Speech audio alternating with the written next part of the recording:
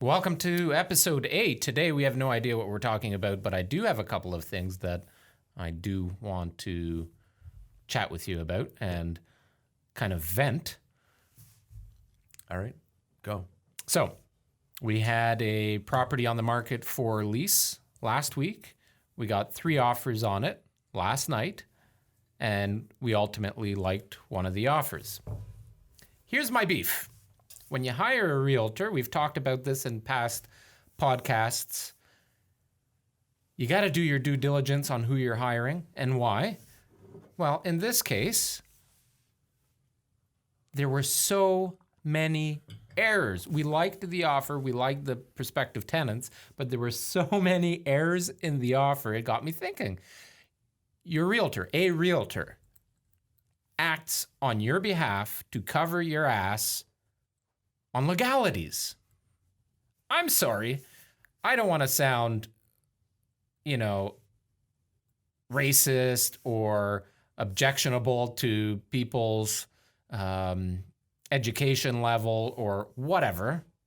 But if you can't spell or put together a sentence in English, you are not protecting your client's best interest. So names were spelled incorrectly. The clauses had, well, not only were they spelled incorrectly, there was zero grammar attached to those sentences.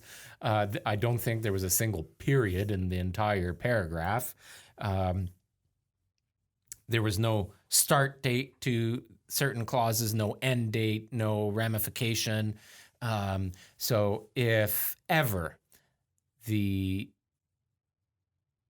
in this case, if ever the tenant had to go back to the landlord and say, hey, you remember that clause that we put in your lease agreement? If they ever had to go back, those clauses would not hold anybody accountable. They are not legal clauses. So my point is, we have to deal with these realtors on a regular basis. Yeah, but it goes beyond that. That's obviously important, having proper representation to make sure you're protected. But it goes beyond that. I had a client once. This was in the midst of the spring market in 2017 when things were crazy, and we were having, upwards 20 of offers, 15, 20 offers on a house. Yep. So this was a house we had for sale on Savaline Boulevard. We had, I think, 11 or 12 offers on the house, and we really came down to 2 offers, and one of them was $20,000 or $30,000 more, which obviously, and it was a clean offer in the sense that there was no conditions, so it was very tempting, but the realtor was not on the ball. They just seemed very aloof, like just completely out of it when they came in. They weren't very professional. There was a lot of errors in the paperwork. I had a bad gut feeling about it, and my clients weren't comfortable with it. So we actually went with the offer that was less. Oh, there's no question that we have won for our clients, for our buyers in a position of multiple offers and bidding wars. We have won deals that we weren't the highest price, just based on the fact that we represented well. We had very good paperwork without errors, and we knew exactly what we needed to do to make sure the transaction closed smoothly, and we relayed that to the sellers and the sellers' agents. We have won deals, and so in this case, your seller ended up accepting a deal for $20,000 less, just because of paperwork and the presentation of it. Yeah. Actually, there's you'd be surprised how many times that actually happens. Like top realtors, that usually are the ones that are getting top dollar for their clients. Let's face it. We do more than just look at what's in front of you. You're doing a bit more due diligence like that. Yeah. Well, and it just goes to show that it's not always about the dollars and cents, although obviously that often plays a big role in someone's decision. But I remember at the same time, there was a news article that came out, And I think it happened in Oakville where there was a bunch of competing offers on a house, and the winning buyer was $100,000 lower than the highest offer. And the sellers chose that offer because something to do with the story of the buyers. Like the buyers were Christians, and they were, oh my goodness, I can't remember what you refer to them as. It's sad. What's the word? They were out like traveling the world preaching the gospel, and that's what they did for a living. And anyways, so the sellers were Christians also, and they saw like, well, I want these people to own my house. So Racist fucks. they didn't care about the extra $100,000 because they liked the story. They liked who the house was going to. So you never know. Well, Jen on our team, when I helped her and her fiance purchase their existing home here in Milton, we did get into multiple offers, and we did end up finding out that they accepted their offer because of the story that I presented to them, and that their offer was several $1,000s below the top offer. So it happens all the time. So how you present that offer is, and the story behind it and all that is very, very important. I have another question for you. So this is going to come up this afternoon because we're putting an offer on the property that you helped me show for a second time last night. And that's on valuing. In this case, it's the lot. But I kind of want to chat about, because I think this is a question that a lot of people have, is what value do some extras or premiums, what are they worth in terms of resale? So in this case, it's a pie lot, pretty deep at the back, pretty long down one side, and it backs onto a beautiful wood lot. Like you can't see homes behind you when it's in full bloom. It's just awesome. There is a walking trail, but it's tucked behind. You actually have a gate that you can walk out of the backyard and go through that walking trail. And I'm not 100% sure, but I think that trail connects itself to a creek area. Just a beautiful, beautiful lot. So from your perspective, I think, because again, this is a question that a lot of people ask me. How do you value those things? What do you look at? And of course, it's only worth as much as somebody's willing to pay for it. But how would you value, in this case, that lot or premiums like that in general? So I mean, the way you're right. Like, there's no guide that will tell you like this feature is worth X amount of money. So the way you value it is, for me, I just, from experience, obviously, and seeing what people will pay. But I also think, if I were in the buyer's shoes, what value would I see in it? Because I think I have a very realistic view of value, obviously being immersed in the industry. But you're right. There's people that won't pay a premium, period, to be on Greenspace because they don't see the value in spending that money. They might rather have a bigger home that's not on Greenspace. So you're working with a certain pool of buyers that will spend the extra money. And then you have the builders too, right? So you can see what builders charge for it. That's pretty consistent. And then it depends on the size of the house. For one home, maybe it's $20,000 to $30,000, but for maybe a multi-million-dollar home, having that extra green space and private lot could be worth hundreds of thousands of dollars. So there's a lot of variables you have to look into. For an average home, quote unquote, in the maybe $500,000 to $1 million range, I would say, depending on the type of green space, $30,000 to $50,000 is common. Yeah, there are different types of green space, right? Like Mattamy building a shit ton of homes that they sell, backing onto green space, but really you're backing onto a park, which backs onto a school, which there's nothing but grass, and there's a walking trail behind it where everybody walks their dog. Or you're backing onto buried natural gas lines. Right. Which isn't a bad neighbor to have. I mean, nobody's really ever going to be back there working or anything, but it's not like you have a big treed area. It's just flat grass, overgrown. So it's nice, but in some cases, the builders don't even charge a premium for those lots. Yeah. And then it also depends on location. Like if you're in South Oakville and you're backing onto a treed wood lot, that obviously will have a premium based on just land costs and demand, right? Yeah. As opposed to being maybe in, Hamilton Hamilton may be a different story, but Acton. Yeah. You know. Oh, and then there's the big debate. I sent you a funny text. I thought it was funny. I was laughing. You were asking my opinion on a property that you had coming up, and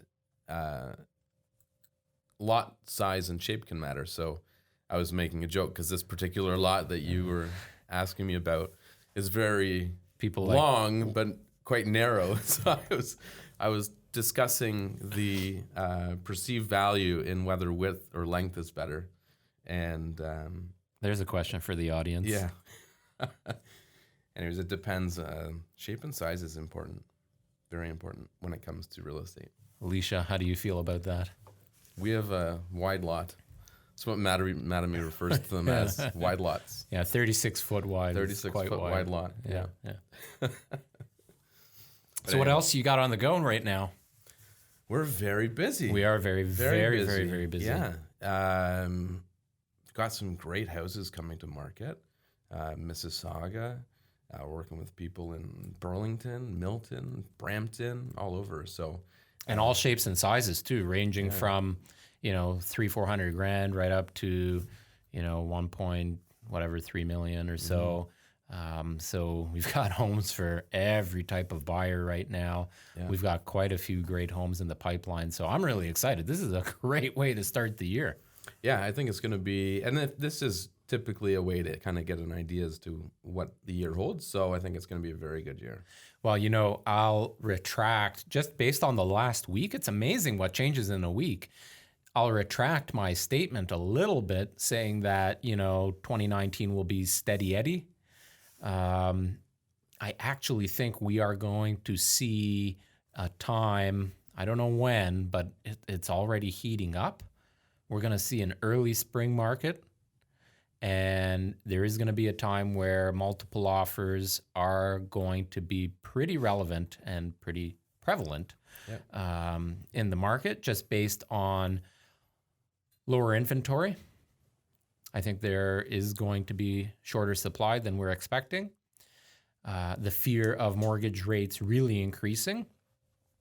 So I think there's, based on what we're seeing, especially in the last week, I mean, we've signed, 8 or 9 contracts in the last week for buyers and sellers. So that's higher than average. There's going to be a heating up of the market, if you will, over the next 6 to 8 weeks. Yeah, I agree. I'm excited for it. It's all kind of suddenly changing. Getting lots of calls with referrals too, which is nice to see. The other thing I'm really excited about, and obviously Cameron's excited about it, we really ramped up our gear in the last week. Like, holy shit, we're all in. And we went all out. We're committed. I mean, I'm excited to use the GoPro Fusion. Yeah. That thing looks awesome. What else did we get? The GoPro Hero 7. We got 2 GoPros. We got 2 new cameras. Yeah. The handful of lenses. Yeah, the cameras I'm really excited about too. I mean, they're Sony's top of the line full frame DSLR cameras. The lenses that we got, that Sigma lens, man. That thing is a beast. It's nice just to look at and hold at. I know. Look at and hold. I know. So our social media marketing is really going to take a ramp up, which is nice. Going to make these podcasts look even sexier. Yeah, it is. We should get people calling in. That's what I want to do next. Call in like a radio show. You want to be a talk show host? Yeah, I want to answer people's questions. So we have to, just put that number out there and do a little bit of a live shoot maybe. It's a good idea. Our 1-800 number, 1-800-617-0090. Make sure you have it in your address. Well, no, we'll do what everybody else does, where you just get them to chime in. You live stream it on Facebook. They put their phone number in and we call them. That way you can filter through who's getting through. Right. Some crazy people we may not want to talk to. I don't really want to talk to other realtors either, though. Oh, I don't mind. Okay. Why not? I give them advice. Yeah. Yeah. We do it on a weekly basis. Yeah. Actually, going back to one quick thing was the lease that you had, or the offer you're talking about. Was that the guy that was hounding us that one night at like 11 o'clock at night? Oh my God, I really wanted to kick his ass. So he sends me, first of all, he calls me. It's 10:15. I just finished putting the kids to sleep. Like, I usually shut it down at 9:30, 10 o'clock, unless one of my clients has something pertinent. Yeah. Kids go to sleep. I finally eat dinner, have a shower, read a little bit, and I'm done, right? So I missed the call. He left a voicemail, and he had some very basic questions that easily could have been dealt with in the morning. Then he texts you, which was Called me first. Oh, did he? Yeah. I didn't answer. I didn't recognize the number and it was late. Yeah. Then he texts me. Yep. So he called you at probably 20 after 10 because it was after me. Then he texts you. Yeah. Then he texts me. Yeah. So I text him back saying, thanks. So he wanted to submit an offer on one of our properties that were for lease. And for those of you listening or watching, with the lease, you don't just get the offer and accept it or decline it. You do your due diligence. You have to. There's a lot of paperwork. Yeah, you got to research the tenants and make phone calls and dig in to see if that's somebody you would seriously consider. So we wouldn't have accomplished anything that night regardless, let alone the fact that our clients were probably not accessible. Yeah, they were sleeping. Yeah, so I sent him a message back saying, thanks so much for your interest. Ariel is dealing with this particular listing. Please call him tomorrow morning at 647, da-da-da-da-da. And then he called you right away. Yeah. So that was funny. So, so after I finally had a glass of wine, which by the way, I did open a nice bottle of Amarone. It was delicious. That's not a casual night drink. That's a nice bottle. I love Amarone. What's wrong with having a $50, $40 bottle just out of the blue? Oh, it wasn't out of the blue. I was looking forward to it all day. Oh, okay. Sell a house, work my ass off, work a 13-hour shift, come home, put the kids to bed, have a shower, and eat dinner at 11 o'clock. I deserve a fucking glass of nice wine if I want it. I'm cheap. I'll never do that. Yeah. Unless I'm having a steak. So next time you crack a bottle, let me know, because there's no way you're drinking the whole thing. You're bringing steak? No, a glass. Oh, okay. I'll bring my own glass. Yeah, thanks. Forget the steak. Yeah. But back to this guy. Wait, let me finish. Okay. Because I ended up, after I ate, I texted him and I said, by chance, because I didn't know if it was the same guy, I texted him. I said, did you call and leave a voicemail and then text my partner and then just text message me and send me an email? And but the way I worded it was like, come on, buddy, like it's 11 o'clock at night. Yeah. We can deal with this in the morning. And yeah, like you said, clearly nothing happening with it at night. I mean, our landlords would have looked at us like we had 8 heads if we were trying to deal with an offer without all of the supporting documents. Plus, we had already 2 other offers on the property that we advised everybody that we were dealing with it the following day. So, I mean, in one sense, kudos on him for, just making sure that his client's offer gets looked at. But his response to my text was, my apologies. I'll be getting all of the supporting documents together tomorrow afternoon. He didn't even have it? He didn't have anything. Oh, he didn't have the offer. He didn't have pay stubs. He didn't have credit reports. Nothing.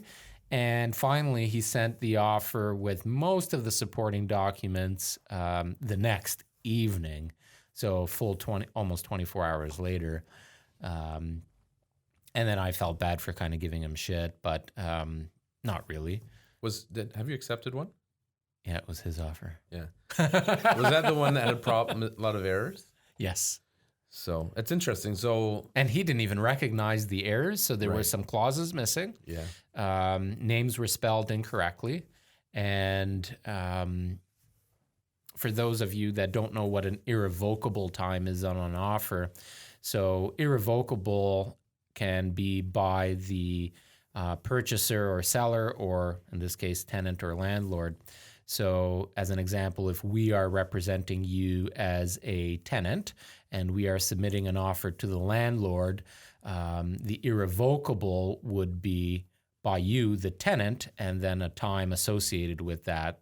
What that means is you can't retract the offer. You are submitting the offer and it's irrevocable until, let's say, midnight. That means the landlord has until midnight to review the offer. You can't retract it, and they can accept it up until that point. After that point, the offer is null and void. Well, he put the irrevocable as landlord, which means their offer was actually not even an offer. Right. It was totally irrelevant. So Right. I had to make that change. There was no cannabis clause in it. So that's a big thing now. We do have legal clauses now that do go into lease agreements that basically say you as a tenant are not going to grow any marijuana in our landlord's property. So we had to put that in there. So between the name changes, the irrevocable time and irrevocability change, the cannabis clause, a couple of areas that had other grammar corrections needed. There's probably 60 initials that had to happen on the paperwork that if it was you or I or anybody on our team, those mistakes just don't happen. Yeah. And actually, I have a good, I didn't tell you, somewhat related. So my dad has a rental property, a cottage rental, so a vacation rental property that people rent through Airbnb. Tiny beaches. Hideaway, tiny hideaway _ beaches, I think. I'm going to find them on Instagram right now. It's a cute little place. You can just walk over to the beach there. In Tiny. Have you ever been to that beach? That beach is awesome. I love that beach. Georgian Bay, you can't go wrong. It's crystal clear water. It's beautiful. So anyway, this is just about Tiny Beaches _ hideaway. They're on Instagram. Yeah. They're good hosts, great hosts on Airbnb. They've got some nice photos. So if you're looking for a 4-season property to rent in Tiny near a beach, there you go. Question is whether or not you're a good guest. So they had a bad experience recently, and this is kind of similar to leasing. It's just short-term leases, essentially. But just the importance of really doing your due diligence with people. So they had a bad experience. First of all, they have different things. So they've a limit on how many people can be there. Of course. And so same as a lease, you have to specify who's living in the house, and you can't have people living in the house that are not listed on the lease agreement. So they had said, I think they had 3 or 4 people, we'll say, staying. And another thing is you can't have parties. It's kind of vague. I mean, what's a party, right? Everyone's opinion might be different. So they live around the corner. So they went on some walks and happened to see the property and check on it. They were snooping. They were snooping. For sure. And there was cars parked on the grass when they have this huge driveway that can accommodate almost a dozen cars. And there were maybe 1 car on the driveway. So they politely asked them to get the cars off the driveway, which they did not. More cars came, parked on the driveway, making a mess of the lawn. And they noticed there was probably a dozen people at the house, not 3, or whatever the small number was originally. Anyway, so after they left, they went in and the place was a huge mess. Like they said, they have to have their dining room table refinished because it's just covered in grease. They said there's 1 small hole in the wall. Apparently there was, in the bedroom, there was curry on the walls. And in the bathrooms, there was shit on the wall. Oh my God. Like, I don't know how you managed to do this. Like, what the hell are you doing? Was that booked through Airbnb? It was through Airbnb. So there is a process that they can try to go through to resolve the issue and make a claim. Yeah. I don't know how it works or how successful they'll be, but hopefully they'll get some money because now they're going to have their table refinished. They have to paint. The place stinks because of all the cooking and negligence. anyways, So Brad and Aaron, your brother and sister-in-law, yeah. they have a cottage as well, Trott Cottage. They're also on Instagram, beautiful A-frame cottage. And Monette Bay. And they have recently added a second cottage, Monette Bay, both on Instagram. So at Trott Cottage and at Monette Bay. Yeah. Have they had any issues on Airbnb? They're like super hosts on Airbnb now. I think they're I think doing super well. Tiny Hideaway Beaches is Superhost now. Oh, are they? I think so, or they're very close to getting it. But yeah, I think my brother and Aaron had one bad experience. I think it was actually somebody from Milton, if I'm not mistaken, that went up there to Trott Cottage, and they made a big mess. Like they left a lighter, so they have a wood burning stove, Yep. fireplace, whatever, and they left a lighter on top, and it melted to the fireplace. Ooh. And it's a really nice one. Like they bought it brand new. And I can't remember what else there was, but like in the bottom of the stove, there was like an inch of just Soot. Like I don't know what they were cooking, but it overflowed and made a huge mess. Everything was filthy. There was damage. Just people that have absolutely no care or any degree of respect.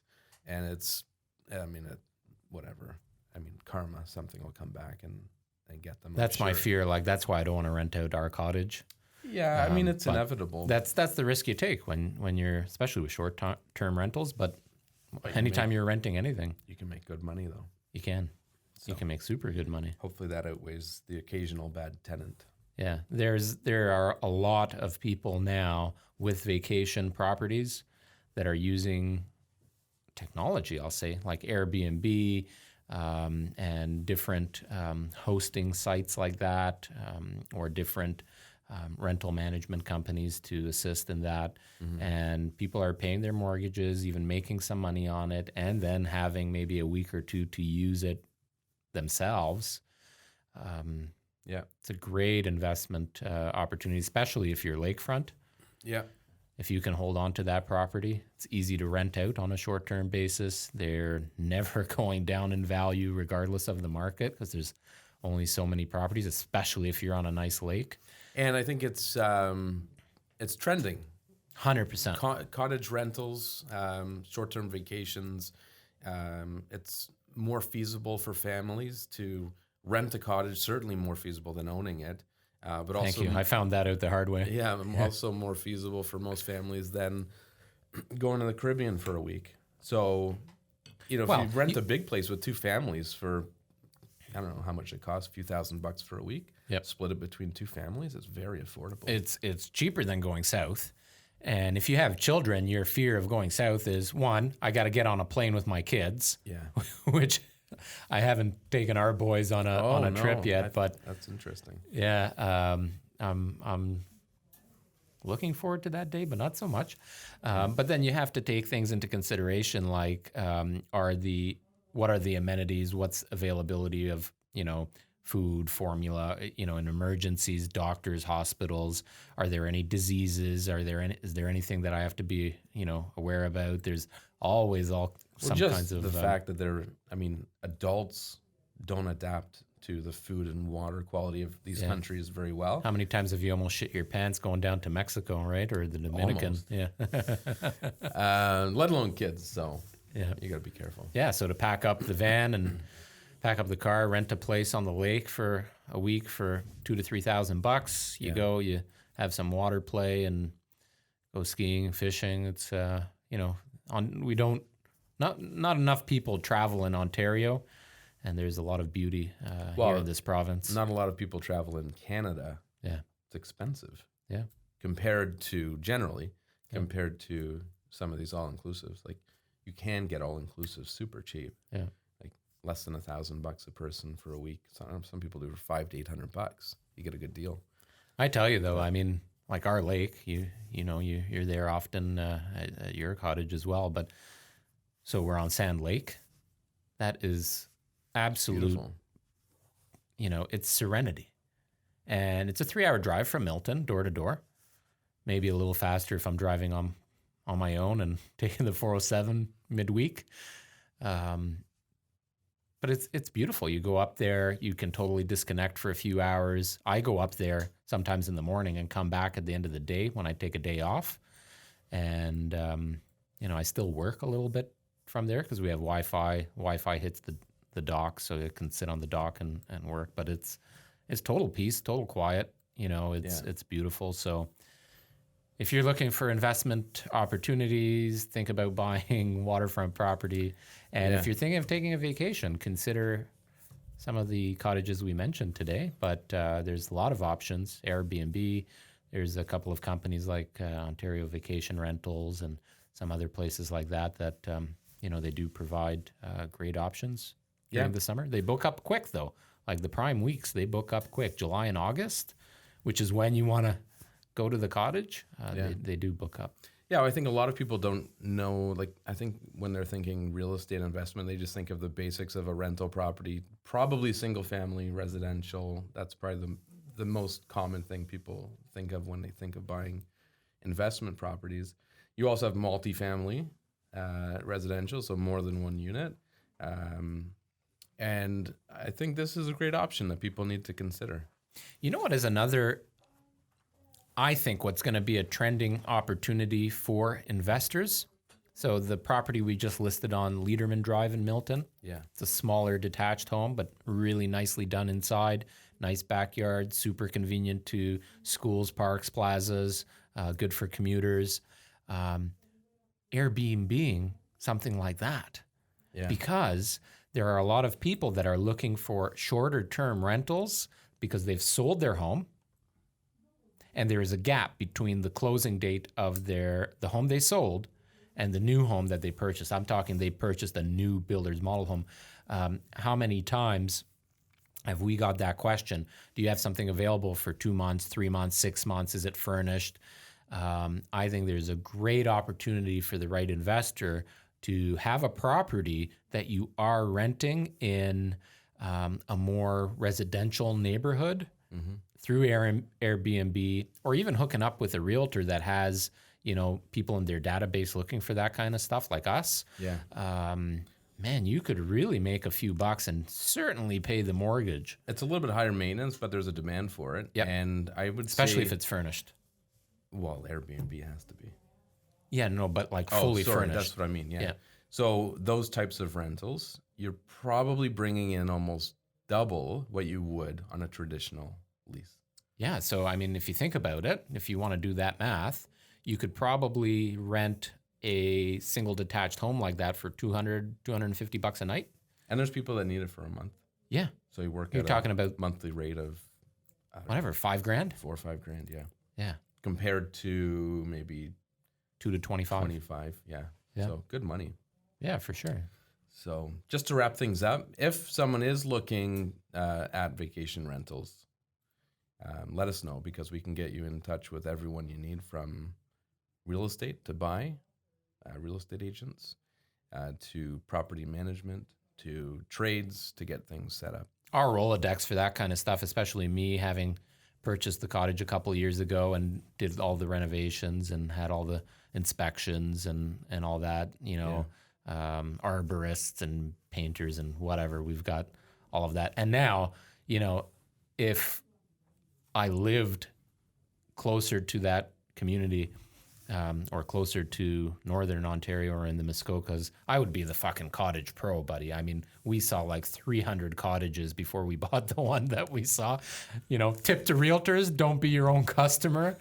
And we were driving like 1,200 kilometers a day every Saturday. That's when I took Saturdays off and we covered each other on the weekends. So if you need some advice in buying those kind of properties or what lakes and whatever. But we got all the hookups. We got the Rolodex. Well, because that's going to be a fear of people buying outside of their comfort zone, outside of their area that they're familiar with. But it's a breeze. You can totally get screwed buying a cottage, or you can hit a home run. You just got to be hooked up with the right people, and we can do that for you.